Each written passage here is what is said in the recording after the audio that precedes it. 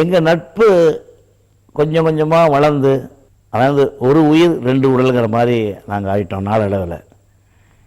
எனக்கு உடம்பு சரியில்லாமல் ஒரு 26 நாள் படுத்திருந்தேன்.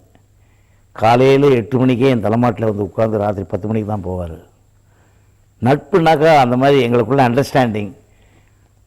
அதோட ஒர்க் பண்ணும்போது கூட நாங்கள் ரொம்ப சீரியஸாக ஒன்று போட்டு மண்டையை போட்டு பிச்சுக்கிறதில்ல, செவுத்தில் போய் இழிச்சிக்கிறதில்ல, பல்லை வரல பாட்டு வரலன்னு ரொம்ப தமாஷா ஜோவிலாக இருந்துட்டு பண்ணுவோம். எனக்கு என் மூஞ்சை பார்த்தாருன்னா, டே உனக்கு இது பல்லை பிடிக்கல மாற்றிக்கோம்பார்.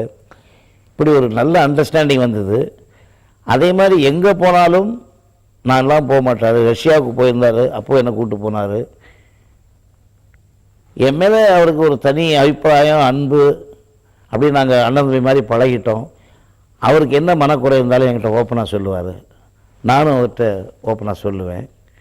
2 நாள் பார்க்கலன்னா 3ஆம் நாள் ராத்திரி ஃபோன் பண்ணி லோன்னு சத்தம் போடுவார். எங்கே போனேன், என்ன சமாச்சாரம்னு கேட்பார், இன்னும் திட்டுவார்.